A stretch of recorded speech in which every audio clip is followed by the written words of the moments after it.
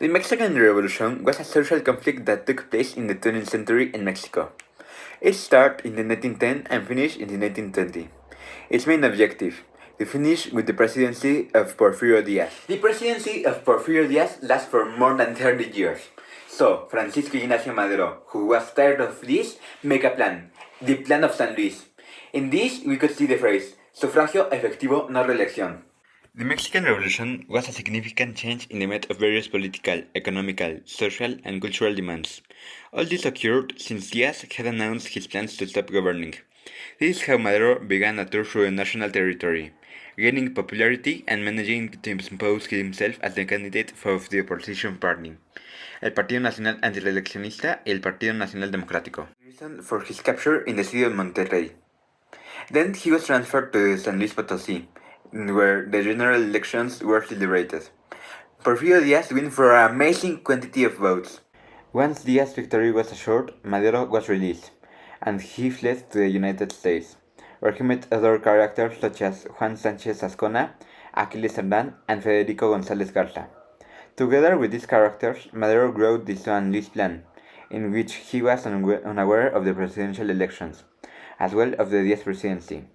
In addition, he proposed the restitution of lands that had been taken from the people.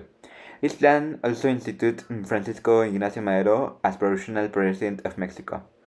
The plan was disseminated to all the country, so the 20th of November of 1910, countless groups of leaders joined the revolt, making that the 21st of May of 1911, the president signed peace between all the parts. The disinterest of Madero in the agriculture part made that his old allies went to attack him. This is how Victoriano Huerta took the opportunity in the vacancy of power, and he took the presidency for approximately 17 months. During this period, he persecuted critics and opponents. The Carrancistas, Villistas, and Zapatistas were some examples of the revolutionary groups. They allied for defeat Huerta. However, they never fully unified. All these groups faced against Huerta. They weren't coordinated, but Carranza started talking to them, and he convinced some of them to unify to the Guadalupe's plan. This is how Venustiano Carranza took the power, but Pancho Villa and Emiliano Zapata doesn't agree with his ideas, so they decide to have two governments.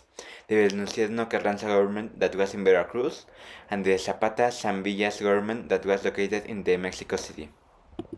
Once Carranza won against the Villistas and Zapatistas, he decided to make a new constitution for the country, the Constitución Política de los Estados Unidos Mexicanos, where there are some of the most important regs nowadays. Finally, we can conclude that the Mexican Revolution was an important part of Mexico's history, since it has a great impact in the history and culture. With the size of the most important cities in our country, they could end with the dictatorship of Porfirio Diaz.